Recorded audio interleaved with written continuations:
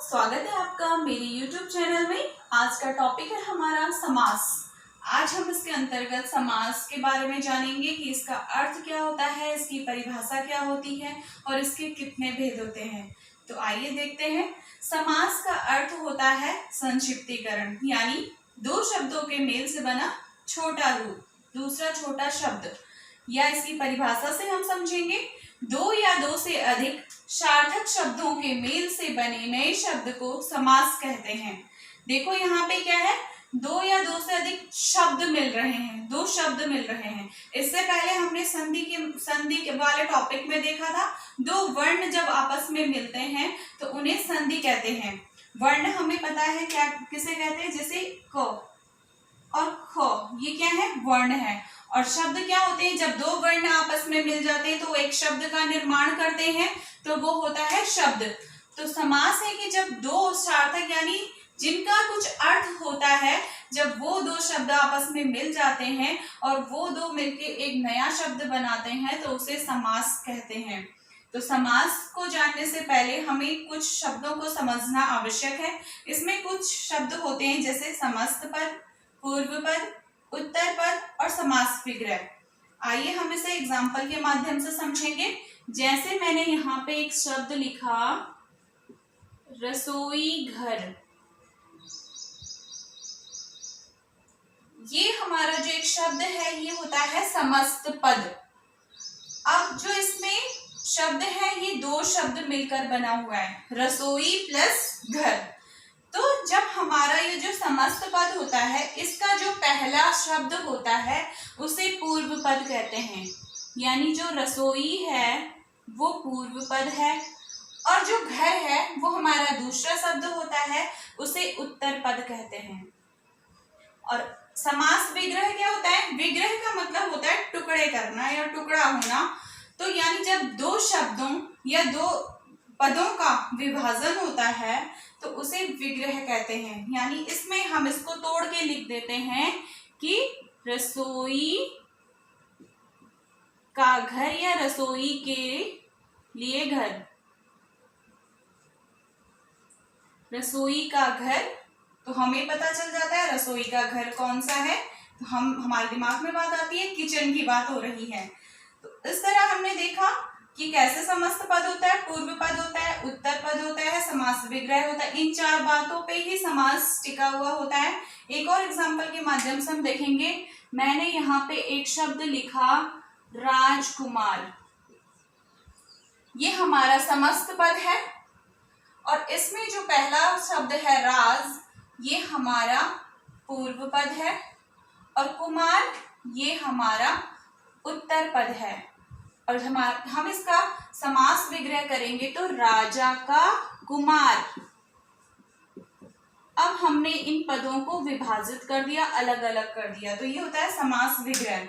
उम्मीद है आप लोगों को इतना समझ आया होगा। आइए अब हम देखेंगे समास के भेद। ये है समास के भेद। समास के 6 भेद होते हैं। इस तरह से देखेंगे। पहला अव्ययी भाव समास, द्वंद्व समास, बहुब्रीहि समास, तत्पुरुष समास, द्विगु समास और कर्मधारय समास। हमने इसे इस तरह से क्यों लिखा है, देखो मैंने कहा था इसमें पदों का महत्व होता है। तो कैसे, जो हमारा अव्ययी भाव समास है, इसमें जो हमारा पहला पद होता है, जो हमारा प्रथम पद होता है, उसकी प्रधानता होती है। जो हमारा द्वंद्व समास होता है, इसमें दोनों पद प्रधान होते हैं। और जो तीसरा बहुब्रीहि समास है, इसमें दोनों पद गौण होते हैं, यानी दोनों का महत्व कम होता है। और जो इसका तीसरा, इसको मिलाकर जो तीसरा शब्द बनता है वो होता है प्रधान शब्द।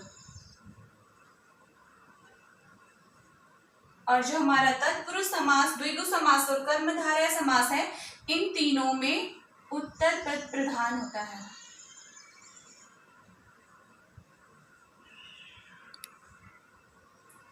कैसे, अव्ययी भाव जो है उसमें पहला पद प्रधान होता है, यानी कि हमें पहला पद जो होता है वो मेन होता है और जो द्वंद्व समास होता है उसमें दोनों मुख्य होते हैं, और जो बहुब्रीहि होता है उसमें दोनों पद गौण होते हैं, और जो उसका तीसरा होता है, जो तीसरा शब्द होता है वो मेन होता है।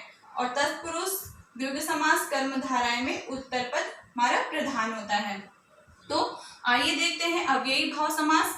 अव्यय का अर्थ देखो क्या होता है।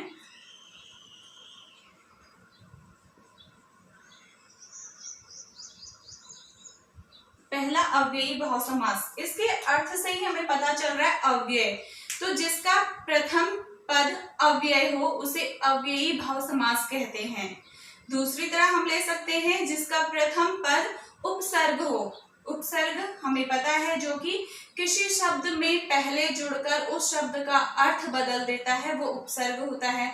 इसी तरह अव्यय क्या होता है, जो लिंग वचन कारक के उसमें कोई भी प्रभाव नहीं पड़ता है, उसका जो रूप होता है वो अपने मूल रूप में बना रहता है, उस पर लिंग वचन कारक का कोई भी प्रभाव नहीं पड़ता, उसे अव्यय कहते हैं।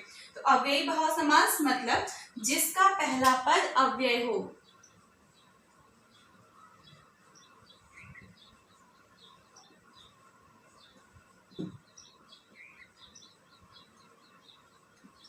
या उपसर्ग हो। इस तरह से हम इसके कुछ उदाहरण देखेंगे। यहाँ पे एक शब्द लिखा आजन्म, तो ये दो शब्द हो गए आ और जन्म, ये हमारा पूर्व पद हो गया और ये हमारा उत्तर पद हो गया। इसका हम समास विग्रह करेंगे तो जन्म से लेकर, आजन्म जन्म से लेकर, तो यहाँ पे हमारे पास एक शब्द था जन्म और उससे पहले उपसर्ग या एक अव्यय लगा, वो है आ, तो ये हो गया आजन्म। इस तरह हम देख सकते हैं ये हमारा अव्ययी भाव समास है। इसी तरह एक शब्द और है प्रतिदिन। यहाँ पे दिन है और उसमें प्रति प्र उपसर्ग लगाए या प्रति एक अव्यय है, तो इस तरह ये हो जाएगा, इसका समास विग्रह प्रत्येक दिन। इस तरह हमने अव्ययी भाव समास देखा। आगे हम दूसरा समास देखेंगे। इस तरह हमने अव्ययी भाव समास को समझा। अब देखो द्वंद्व समास। द्वंद्व का मतलब होता है झगड़ा, बहुत बहस हो रही है आपस में। तो इसमें क्या होता है कि दोनों पद प्रधान होते हैं, यानी कि दोनों ही इंपॉर्टेंट होते हैं। तो देखो क्या कई लोग इसमें करते हैं कि इनके बीच में योजक चिन्ह होता है, वो द्वंद्व समास हो गया। लेकिन कई बार ऐसा होता है कि जो द्वंद्व समास के उदाहरण होते हैं उनमें योजक चिन्ह नहीं दिया होता है। तो हमें किस तरह से इसे समझना है, जो द्वंद्व समास होता है उसमें या तो विलोम शब्द रहते हैं या वो एक दूसरे के पूरक होते हैं। जैसे कैसे, मैंने यहाँ पे एक शब्द लिखा माता पिता, तो क्या है, माता और पिता क्या है, एक दूसरे के पूरक है। कैसे, जैसे हमारे लिए माता हमारे जीवन में बहुत जितना महत्व माता का है उतना ही पिता का है, तो ये एक दूसरे के पूरक हैं। विलोम शब्द में देखेंगे लाभ, और लाभ का विलोम शब्द होता है हानि। इसी तरह देखो मैंने कहा था जरूरी नहीं है योजक चिन्ह आए। एक शब्द है देवासुर, और देवासुर में कहीं योजक चिन्ह नहीं है, लेकिन ये क्या है, शब्द विलोम शब्द है। देव, इसका समास विग्रह करेंगे तो देव और असुर, तो ये क्या हो गए, देवासुर। तो इसमें विलोम शब्द है, तो ये क्या है, हमारा द्वंद्व समास है। इसी तरह बहुब्रीहि समास देखेंगे तो बहुब्रीहि समास का की जो परिभाषा थी वो क्या थी कि बहुब्रीहि समास में दोनों पद गौण होते हैं और जो दो पदों से मिलकर तीसरा शब्द बनता है उसकी प्रधानता होती है। देखो एग्जाम्पल के माध्यम से देखेंगे। यहाँ पे एक शब्द लिखा मैंने गजानन, इसका हम समास विग्रह करेंगे गज के समान आनन है जिसका, अर्थात किसकी बात हो रही है, गणेश की। तो गज के समान आनंद है जिसका, अर्थात गणेश। तो तो यहाँ पे हमारा जो दो पदों से शब्द मिलकर बना वो है गणेश। तो यहाँ पे गणेश की प्रधानता है, तो ये है हमारा बहुव्रीहि समास। एक और एग्जांपल देखेंगे, त्रिनेत्र। इसका हम समास विग्रह करेंगे, तीन नेत्र हैं जिनके।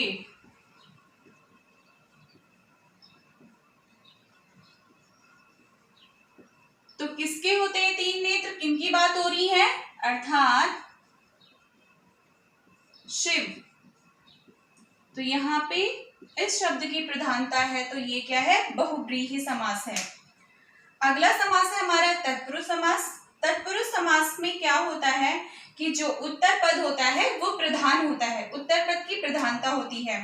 और दूसरा इसमें एक और पहचान का है कि इसमें जो कारक चिन्ह है उसका लोप हो जाता है।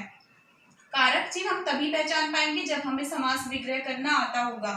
तो देखो शब्द है यहाँ पे युद्ध क्षेत्र। अब हमें सबसे इजी तरीका जो है, मेथड है, वो है कि उत्तर पद की प्रधानता। ये हमारा उत्तर पद है और देखो इसकी प्रधानता कैसे होती है। हमने एक शब्द बोला युद्ध क्षेत्र, तो आपकी नजरों में जब युद्ध क्षेत्र बोलते हैं तो युद्ध नजर आता है या वहां का क्षेत्र नजर आता है। तो हमें युद्ध क्षेत्र बोल के क्षेत्र नजर आता है कि वहां पे ऐसे क्षेत्र होगा, युद्ध हो रहा होगा। तो इस शब्द की प्रधानता है और इसका समास विग्रह हो जाएगा युद्ध का क्षेत्र। तो इसमें कारक चिन्ह है का। तो जो तत्पुरुष समास है इसमें कारक चिन्ह का लोप हो जाता है। एक और एग्जांपल देखेंगे, राजमहल। जब हमने राजमहल बोला तो आपको सबसे पहले महल दिखेगा, आप अपने मन में एक छवि बनाओगे कि महल की बात हो रही है। तो इसका समास विग्रह करेंगे राजा का महल। इस तरह से हम इसमें देख भी सकते हैं कि इसमें कारक चिन्ह है, तो ये क्या है, हमारा तत्पुरुष समास है। आइए अब बाकी के दो बचे समास उनकी चर्चा करेंगे। अगला समास है हमारा कर्मधारय समास। इसमें जो हमने पढ़ा था वो था कि उसमें उत्तर पद प्रधान होता है। अब तत्पुरुष समास में भी उत्तर पद प्रधान होता है, लेकिन इसकी विशेषता क्या है कि इसमें जो पहला पद होगा वो विशेषण होगा और दूसरा पद विशेष्य होगा। इसी तरह इसमें एक पद उपमेय आएगा और दूसरा उपमान आएगा। अब मैं आपको इनके बारे में बताती हूँ। विशेषण क्या होता है, जो विशेषता बताने वाले शब्द होते हैं, जो किसी चीज की विशेषता बताते हैं वो विशेषण होते हैं। और जिसकी विशेषता बताई जा रही है, जिस शब्द की विशेषता बताई जा रही है उसे विशेष्य कहते हैं।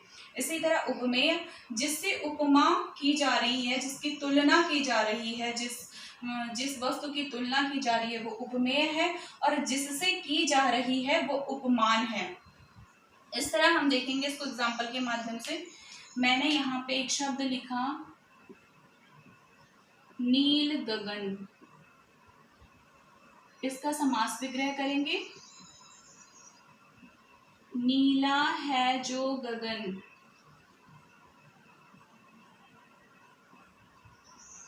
इस तरह देखो इसमें क्या है, गगन तो है लेकिन उसकी विशेषता क्या है, वो नीला है। तो इस तरह नीला क्या हो गया, विशेषता बताने वाले शब्द, ये हो गया हमारा विशेषण और ये हो गया विशेष्य, क्योंकि गगन की विशेषता बताई जा रही है। इस तरह हमने देखा ये विशेषण और ये विशेष्य, नीला है जो गगन। इस तरह उपमेय और उपमान का एक एग्जाम्पल देखेंगे। मुख चंद्र, इसका समास विग्रह करेंगे चंद्र के समान मुख। यहाँ पे मुख की तुलना की जा रही है चंद्र से। तो इसमें देखो क्या है, तुलना किसकी की जा रही है, मुख की। तो हमारा मुख क्या हो गया, ये हो गया उपमेय। और किससे की जा रही है, चंद्र से, तो ये हो गया हमारा उपमान। तो चंद्र के समान मुख। इसी तरह एक और देखेंगे कर कमल। कमल के समान कर।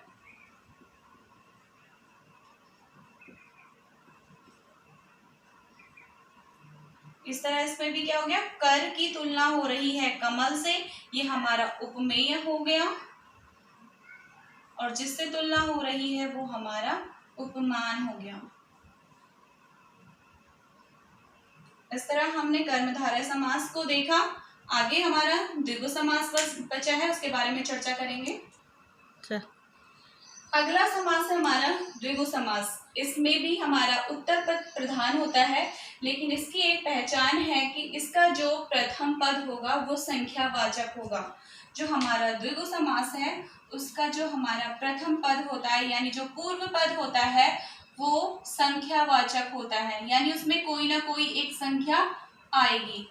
एग्जाम्पल देखेंगे, जैसे मैंने यहाँ पे लिखा तिरंगा। तिरंगा का हम समास विग्रह करेंगे 3 रंगों वाला।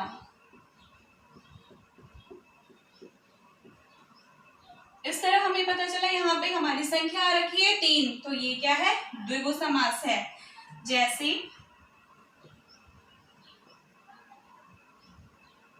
मैंने एक शब्द लिखा चौराहा। 4 रास्ते हों जिसके, या 4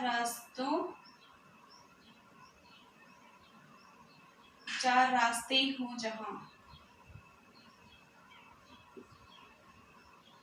इस तरह हमें पता चला 4, तो ये एक संख्या है, तो ये क्या है, द्विगु समास है।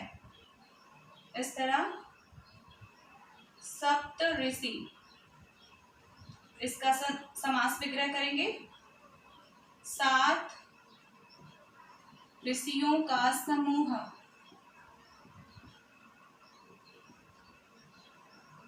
यहाँ पे हमारी संख्या आई 7, तो जहां पे प्रथम पद संख्यावाचक हो, संख्या आई, तो उसे द्विगु समास कहते हैं। इस तरह से हमने समास के बारे में जाना, समास की परिभाषा समझी, इसके भेदों को समझा।